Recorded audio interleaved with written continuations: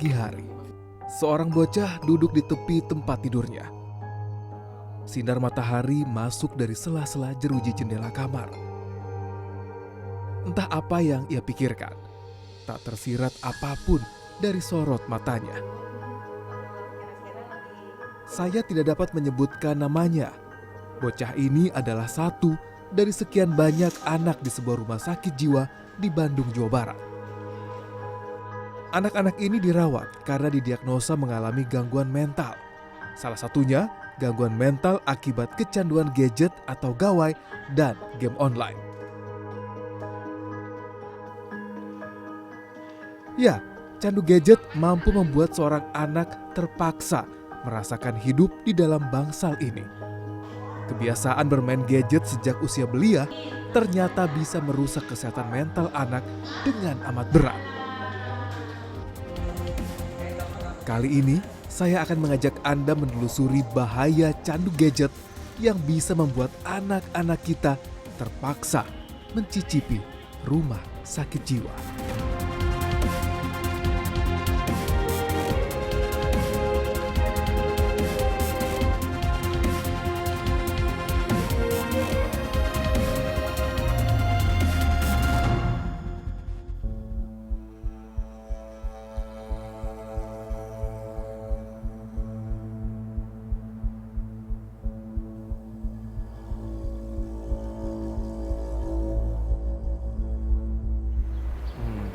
Mungkin sembuh?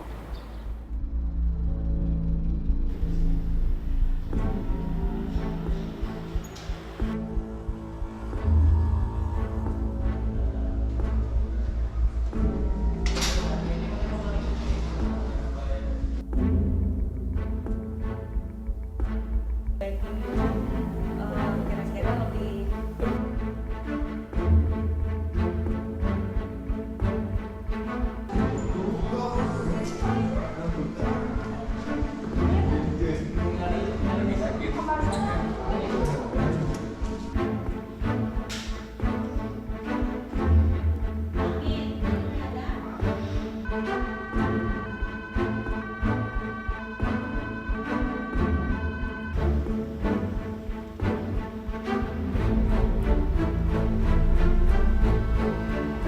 Dan satu lagi, penelitian kami memperlihatkan suatu adanya gangguan konektivitas fungsional di otak pada remaja yang mengalami kecanduan internet.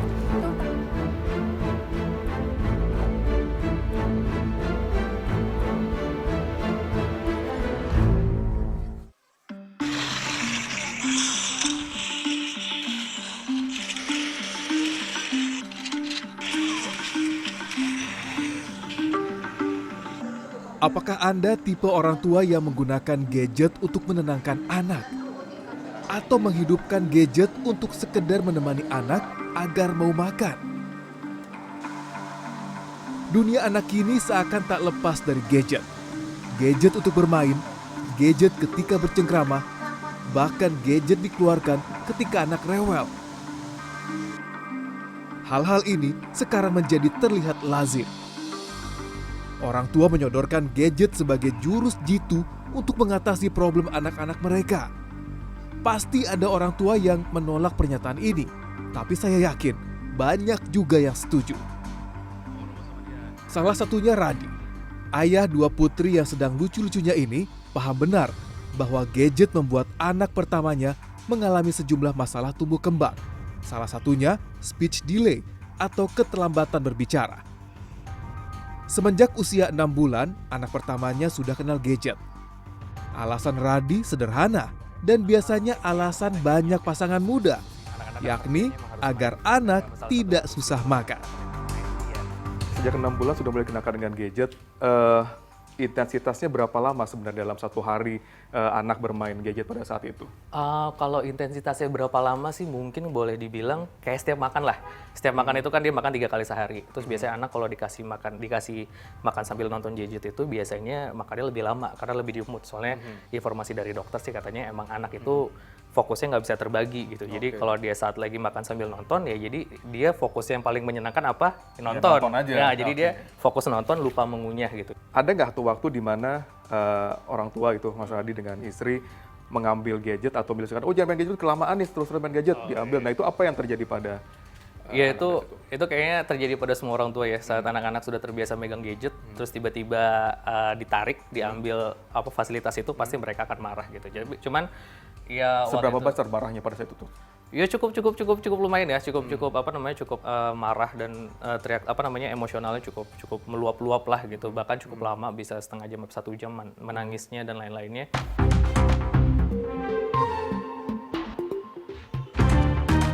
Radi cukup sigap mencari solusi bagi anaknya. Namun sayangnya, banyak orang tua lain yang justru tidak sadar atau terlambat sadar bahwa intensitas bermain gadget yang berlebihan bisa menimbulkan efek yang amat parah bagi sang buah hati. Nah, tapi tidak menjadikan gadget as a babysitter. Nah, kenapa? Karena misalnya gini, anak itu nangis, terus dikasih gadget. Nah, dia ada memori yang akan menjadi memori jangka panjang. Ketika aku sedih, ketika aku cemas, ketika aku marah, maka gadget membuat aku tenang. Nah, jadi itu menjadi coping skill dia, gitu.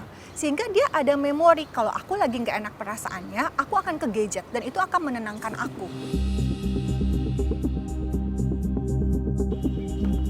Dokter Sista mendeteksi kasus anak kecanduan gadget sejak 2016.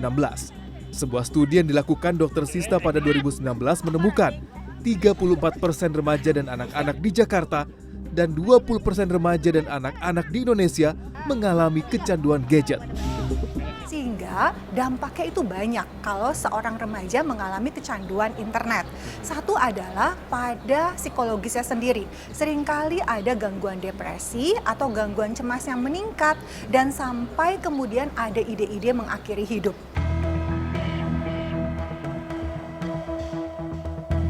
Selain bunuh diri, menurut Kepala Departemen Psikiatri RSCM UI dan Kepala Klinik Khusus Adiksi Gadget RSCM ini, kecanduan gadget dapat mengubah fungsi otak sehingga penderitanya sulit membedakan baik dan buruk.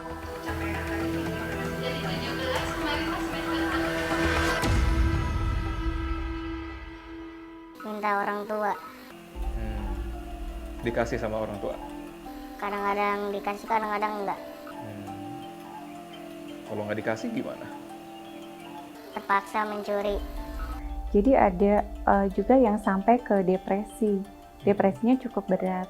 Jadi itu beberapa kasus, itu contoh kasus yang kita temukan, gangguan jiwa berat ya, depresi dengan gejala psikotik itu karena sudah ada halusinasi akibat dari game online ini.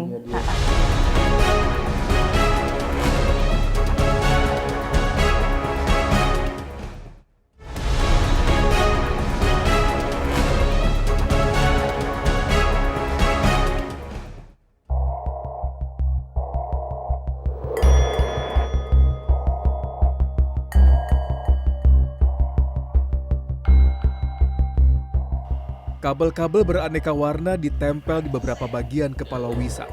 Begitu ia ingin dipanggil. Wisat terlihat tenang kala menonton video di layar komputer. Terkadang ia mengangguk, sesekali bibirnya tersenyum. Wisat adalah pasien Rumah Sakit Jiwa Grogol, Jakarta Barat yang sempat mengalami kecanduan gadget dan game online parah.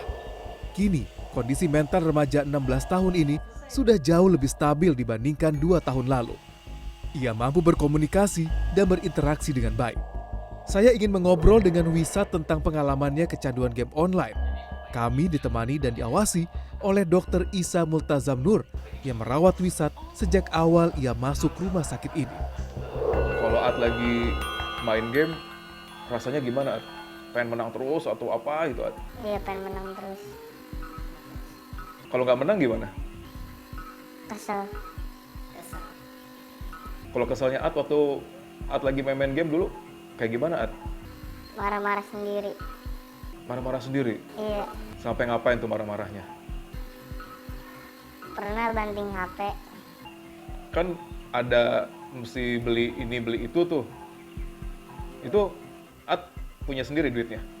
Enggak. Terus dari mana dong? Minta orang tua. Dikasih sama orang tua? Kadang-kadang dikasih, kadang-kadang enggak. Kalau nggak dikasih gimana? Terpaksa mencuri. Mencuri duit orang tua gitu. Atau kemarin main dulu sering main game, ngapain aja, At? Nyampe itu curi, ngutang ke temen, ke counter, Sering kayak gitu dulu. sering. At, kalau main game bisa berapa jam, At, sehari, At? Bisa hampir 24 jam. 24 jam? Terus At makan, tidur, itu gimana? Kadang-kadang lupa. Lupa makan, lupa tidur. Iya, Terus At nggak ngerasa lapar, nggak ngerasa ngantuk gitu? sedikit merasa lapar. Sedikit merasa lapar. Iya, tapi masih bisa ketahan. Ketahan. Iya, Bisa berapa hari At nggak tidur waktu kemarin sering-sering main game? berapa hari ya? Bisa nyampe nggak pulang juga, masih main di itu saung-saung gitu sama teman-teman. Pas itu gara-gara itu apa namanya, marah-marah gara-gara HP-nya disita. Yang sita siapa? Yang disita HP saya. Oh, HP-nya Iya, At. orang tua. Terus At ngapain aja pas disita? At gimana tuh? Gelisah, Gelisah. Sempat pukul-pukul nggak? sempet Mempukul siapa? orang tua mukul bapak. Wisat pun tak segan menceritakan awal pengalamannya tinggal di Bangsal dan berinteraksi dengan sesama rekan penderita gangguan mental.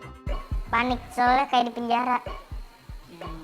Dia banyak kayak banyak besi-besinya gitu, takut dikira penjara. Habis itu ada ternyata saya salah cerita sama, kan saya di kamar sama yang mungkin temennya agak-agak apa sih namanya, mungkin ada gangguan. Nah saya katanya dia udah bertahun-tahun di sini nggak dipulangin, itu nggak dijenguk. Nah saya di situ makin panik. Saya sampai mau kabur pas itu, mau mecahin kaca yang di ventilasi.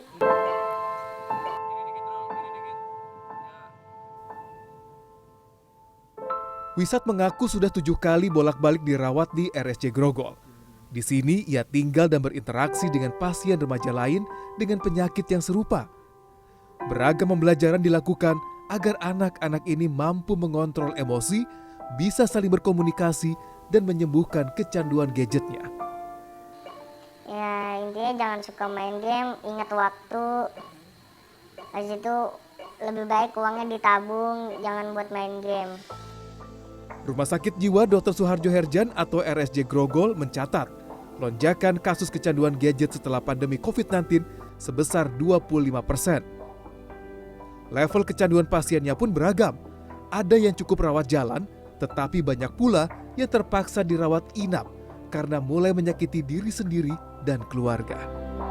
Case terberat ketika sudah dalam kondisi berat itu seperti apa sih, Dok, yang bisa terjadi pada anak-anak dan remaja ini? Oke. Biasanya sih yang banyak itu kan ke perilaku menentang ya kepada orang tuanya sampai udah ada unsur mukul biasanya. Jadi fisiknya itu karena anak sekarang ini kan tenaganya lebih kuat ya daripada orang tuanya. Jadi orang tuanya sampai kalah gitu. Akhirnya kita opsinya rawat inap ya. Ya biasanya kalau memang tidak bisa dilakukan persuasif dengan ngomong gitu ya, dengan komunikasi, ya dengan suntikan ya.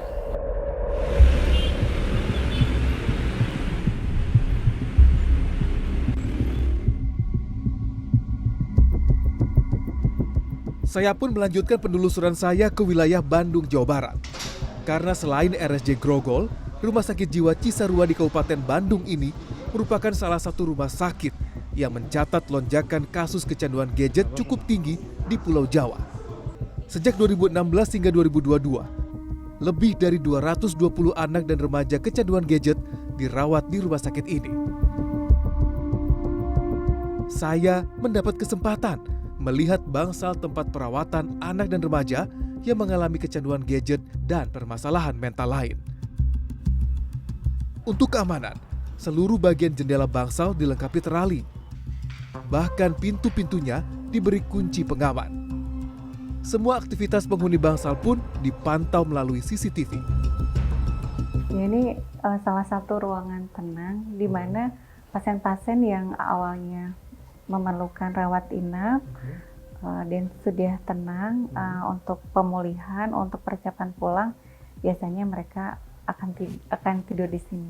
Baik, jadi berapa lama sebenarnya rawat inap yang sesuai dok untuk kasus-kasus seperti ini? Sebetulnya ya tergantung kondisi klinis dari pasiennya ya. Namun rata-rata kita di 21 hari. Rata-rata antara 14 hari sampai 21 hari. Tapi kalau memang kondisinya sudah memungkinkan pulang, di 7 hari juga boleh aja pulang. Apakah obat ini bisa berhenti atau harus diminum sepanjang hidupnya? Tergantung kasusnya. Ada yang bisa memang berhenti gitu ya. Tapi ada sebagian kecil sih sebetulnya kasus-kasus gangguan jiwa yang sangat berat itu mungkin perlu minum obat bisa saja sepanjang hidupnya.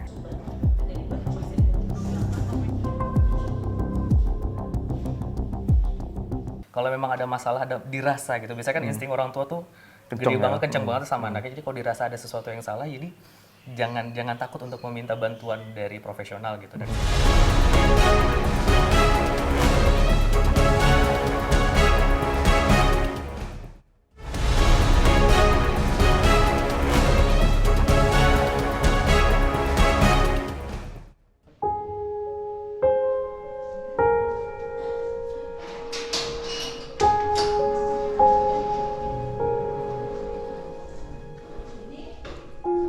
Tidak ada yang terlihat energik dan aktif. Anak dan remaja yang dirawat di bangsa Rumah Sakit Jiwa Cisarua Kabupaten Bandung ini cenderung tenang. Mereka diajak bermain di bagian tengah gedung bersama para perawat. Senyum simpul pun terlihat di wajah mereka. Inilah keseharian pasien anak dan remaja di RSJ Cisarua. Mereka diajak untuk terus berkomunikasi, saling berinteraksi dan makan bersama. Program dan terapi ini diharapkan mampu memulihkan kondisi mental mereka agar tidak lagi seperti ketika mereka datang untuk dirawat di sini. Nah, kalau berbicara dengan orang tua, sebenarnya kapan seharusnya orang tua itu sudah mulai bisa melihat atau bisa dikatakan memantau bahwa ada yang salah dengan anak saya, perilakunya terkait dengan gadget dan juga internet dan game online ini sendiri, dok? Kemudian juga kalau pemakaian internet itu sudah menimbulkan masalah emosional tertentu, biasanya kita dapatkan anak-anak dengan pemakaian berlebih internet atau kecanduan game ini emosinya juga terganggu gitu, jadi sangat sensitif sekali, agresivitasnya meningkat gitu ya. Mungkin akses internetnya diputus, dia bisa ngamuk gitu, banyak juga gitu. Atau jangankan begitu, hanya karena sinyalnya nggak baik aja bisa menimbulkan atau memprovokasi dia melakukan tindakan-tindakan agresif lainnya.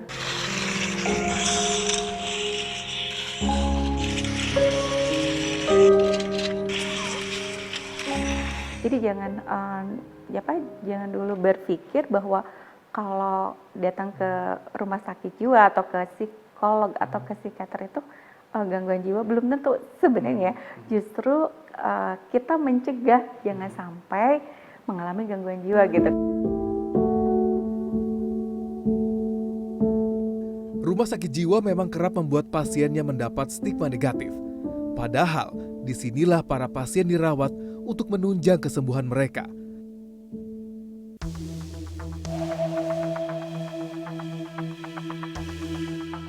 Sebagai rumah sakit jiwa rujukan nasional, RSJ Grogol di Jakarta Barat sudah menerapkan sejumlah terapi modern. Terutama bagi anak dan remaja yang mengalami gangguan mental, termasuk akibat kecanduan gadget. Salah satunya dengan menggunakan metode transmagnetic stimulation dan neurofeedback. Sejauh ini bagaimana treatment yang dilakukan di sini, dok? Baik dari yang mulai kadar yang ringan hingga ke sedang hingga yang ke berat, seperti apa sebenarnya? Ya kalau misalnya kita dari kondisinya biasanya sih yang sedang ya, yang datang ke rawat jalan itu kita ada terapi perilaku ya, dan juga ada terapi yang biasanya kita lakukan sekarang ini namanya exercise otak.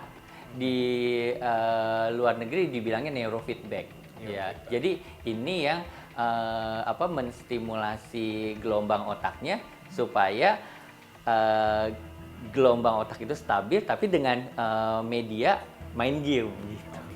Iya, menyenangkan sebenarnya. Kalau untuk terapi yang dengan kondisi yang sudah cukup berat, kan Yang seperti apa berat, kira-kira? oke.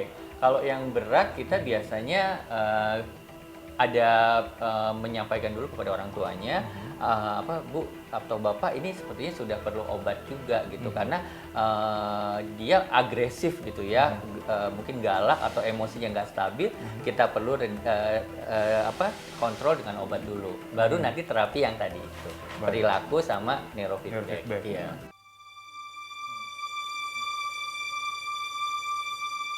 Selain dibantu rumah sakit dan tenaga medis, orang tua juga harus cakap menstimulus kebiasaan dan pola berpikir anak-anak mereka agar lepas dari kecanduan gadget.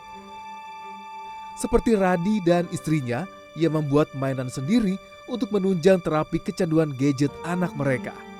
Ini lihat ada yang lucu banget. Ini kayak apa nih, box TV emang dibikin sendiri Iya, atau memang inspirasinya dari mana? Ini kita bikin sendiri sih, bikin sendiri sebenarnya buat ngelatih pra menulis anak-anak sama ngelatih konsentrasi dia juga.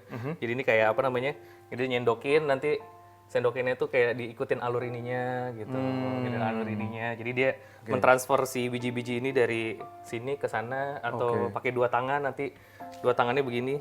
Oh, nyamain ditransfer semuanya motoriknya jadi dia semua ya? iya, jadi dia Oke. ngelatih otak, terus keseimbangan, fokus, konsentrasi dan lain-lain sih. Jadi kita kayak nyiapin, soalnya kan kalau misalnya kayak di tempat terapi itu kan kita terapi paling cuma 2-3 kali dalam seminggu, dan itu kan cuma 1 jam juga waktunya. Jadi itu kayaknya nggak cukup kalau kita untuk stimulus anak. Jadi kalau untuk anak-anak yang mungkin lagi butuh stimulus lebih, biasanya orang tua harus kerjasama juga gitu sama terapisnya. Jadi kita harus nyiapin juga apa yang di rumah. Kalau bisa apa yang diajarin di tempat terapi ya kita ulang lagi di rumah. Mas Radi ini kan kalau bisa dilihat Mas Radi cukup aware gitu ya terkait dengan bagaimana kondisi dari anaknya gitu. Tapi kan masih banyak orang tua di luar sana yang mereka tidak aware gitu bahwa ada something wrong dengan anaknya gitu. Ada yang salah gitu dengan anaknya terkait dengan bagaimana intensitas mereka dalam bermain gadget.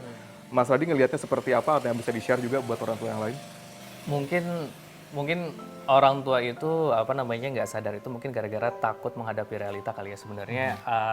Takutnya itu janganlah gitu, masalahnya ketakutan berlebih itu kita malah membawa mudarat ke anaknya gitu. Jadi sebenarnya kalau memang ada masalah dirasa gitu, biasanya kan insting orang tua tuh gede banget, kencang banget sama anaknya. Jadi kalau dirasa ada sesuatu yang salah, jadi jangan takut untuk meminta bantuan dari profesional gitu, dari psikolog atau dokter tumbuh kembang.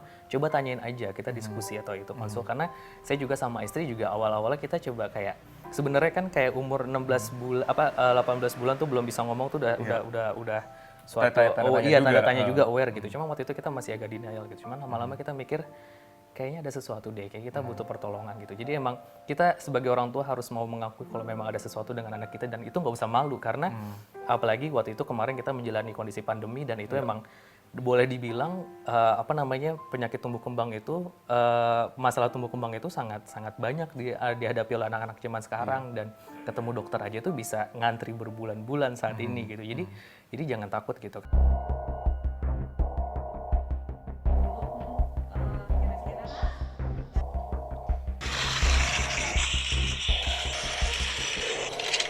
Sampai itu curi, ngutang ke temen, ke counter,